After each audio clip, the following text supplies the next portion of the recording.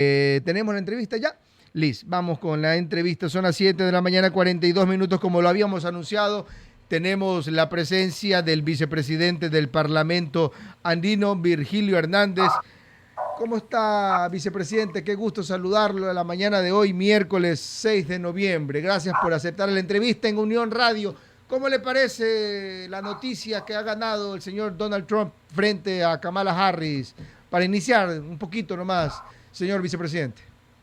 Muy buenos días, un gusto poder conversar con ustedes.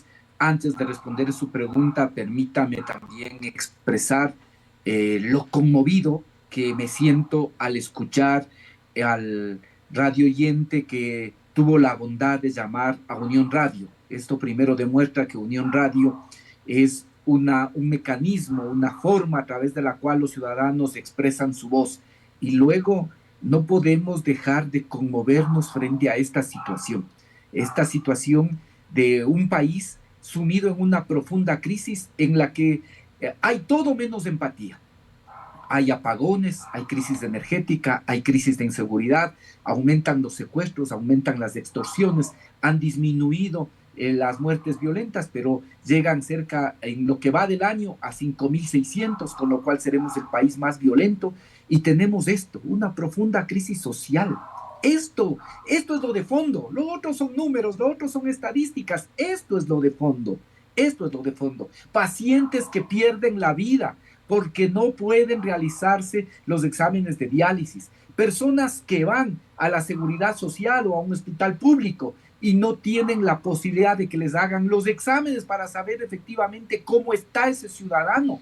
Esta es la realidad. Una hermana mía fue el fin de semana de feriado porque tenía una dolencia fuerte en el pecho.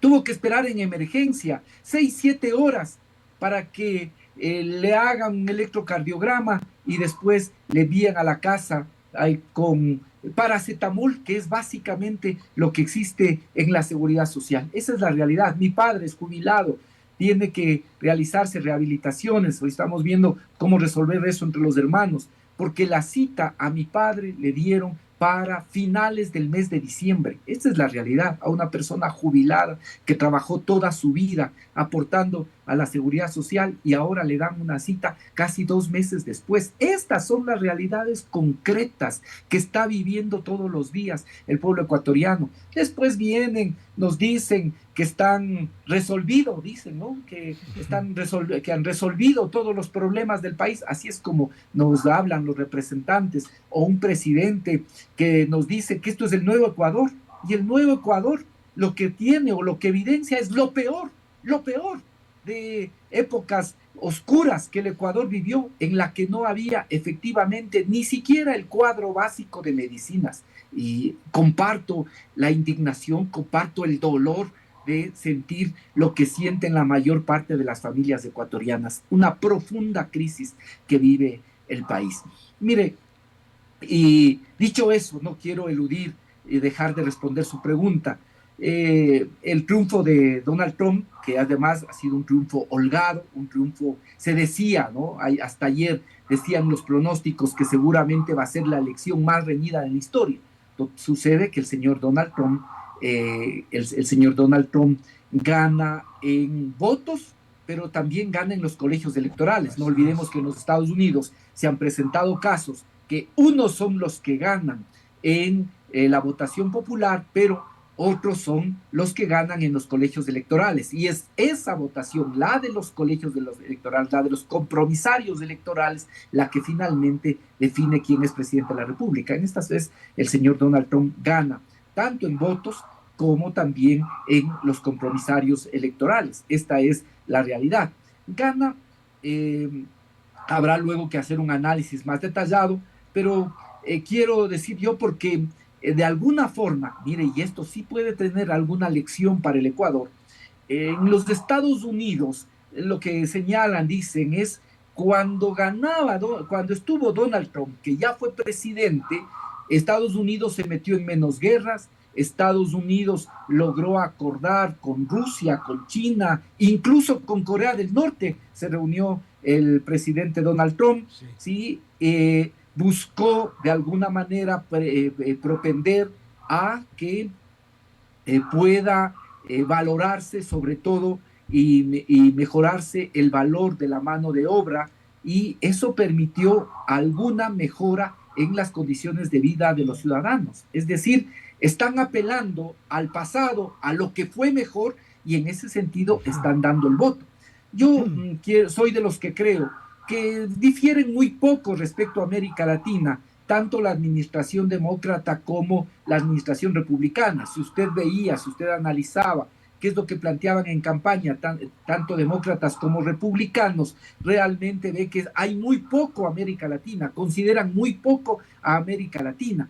Quizá privilegian de alguna forma la relación con México, pero, y sobre todo para los temas migratorios, pero el resto de América Latina no hay un papel preponderante en las administraciones de lo que podría ser los demócratas y republicanos. La población ha optado por un presidente republicano porque creen que en su memoria estaban mejor en los años que gobernó Donald Trump. Esta es la realidad. Para el Ecuador, lo que sí nos debe causar preocupación es cuál va a ser la política migratoria que va a tener el señor Donald Trump. Él ha dicho y ha ofrecido mano dura con el tema migración. Él ha planteado incluso el regresar en general a los migrantes que entraron de forma irregular. Esto es realmente un tema que hay que preocupar, porque con la política de Biden, y esto vale aclarar, no es que Biden por buena gente de alguna manera permitió o fue algo permisible en el paso de, en general, migrantes latinoamericanos a los Estados Unidos. No, sino que era una economía que estaba deprimida, una economía que estaba en profunda crisis y requerían también mano de obra que pueda, esta mano de obra, ayudar a la recuperación económica de los Estados Unidos. Por eso es que Biden tuvo una política de alguna forma, digamos, de alguna forma permisiva respecto del tema de migración.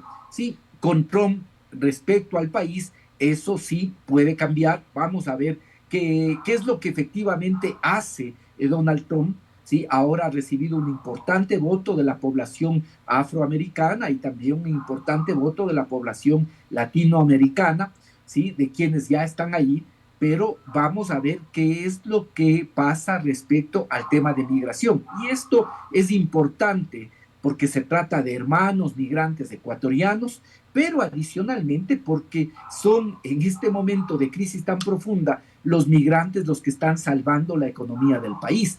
¿Cuáles son las remesas que envían los migrantes? Está en torno a los 5.000 millones. Nuevamente tenemos un boom de remesas. Y paradójicamente, quienes fueron expulsados de este país, a quienes se les expulsó del Ecuador, sin embargo, son los que están sosteniendo, porque esa sí es una inyección de recursos que mes a mes, o fue de forma semanal o quincenal, ingresa directamente a familias. Y estas familias son familias más bien de estratos pobres, de estratos medio bajos, a quienes ingresa esta inyección de recursos que son de muchos casos los que permiten la sobrevivencia de esas familias. De tal manera que sí hay que poner atención a lo que signifique la política migratoria. En el resto de temas, le vuelvo a decir, creo que no hay mucha variación.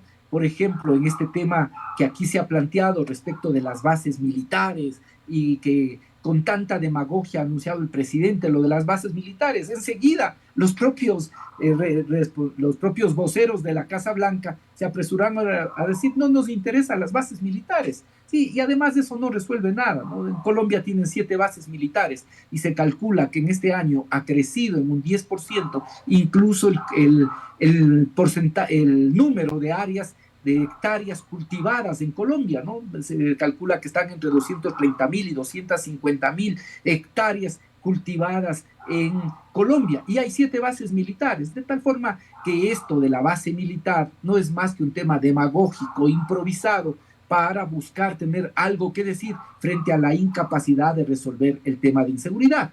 Y en eso yo creo que la política va a ser más o menos una política similar.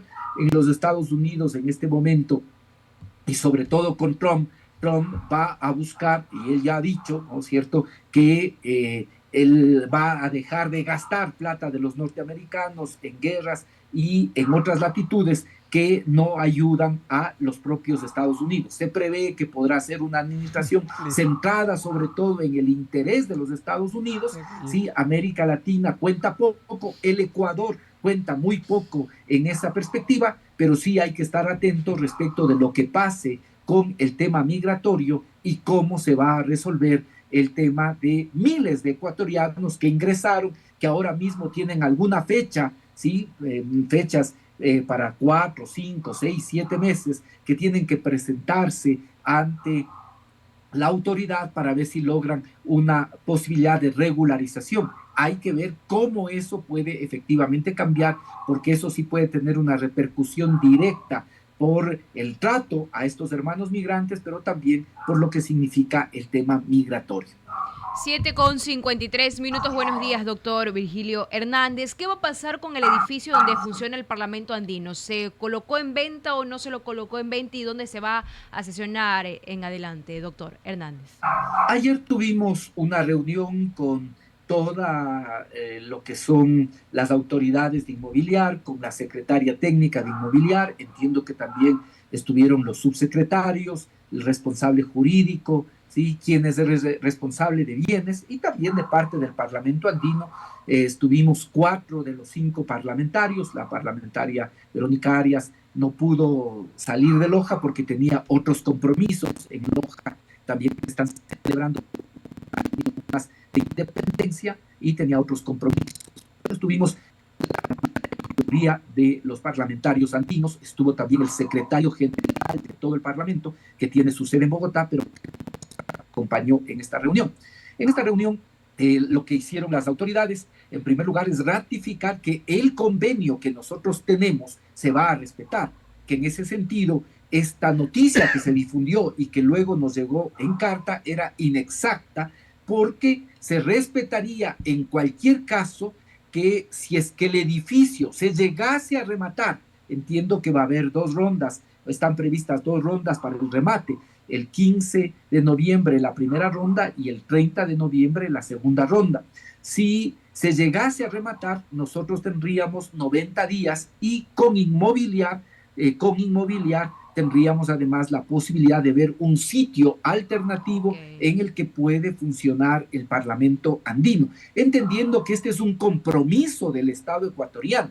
Nosotros somos parte del sistema andino de integración y por lo tanto el Estado ecuatoriano tiene que brindar las facilidades para que quienes somos en este momento y sean parlamentarios en el futuro puedan tener un espacio en el que se funcione, en el que se trabaje diariamente, en el que se reúna semanalmente y en el que también se participe en las reuniones cuando son convocadas a la sede del Parlamento, que es en la ciudad de Bogotá. De tal manera que esperamos y queremos creer que estos compromisos alcanzados ayer con la secretaria técnica son compromisos serios, son compromisos que se van a cumplir. Si es que el edificio se llegase a rematar, nosotros tendríamos 90 días para poder procurar los cambios que son necesarios y adicionalmente Inmobiliar también pondría a disposición otros espacios en los que pueda funcionar el Parlamento andino. Si el edificio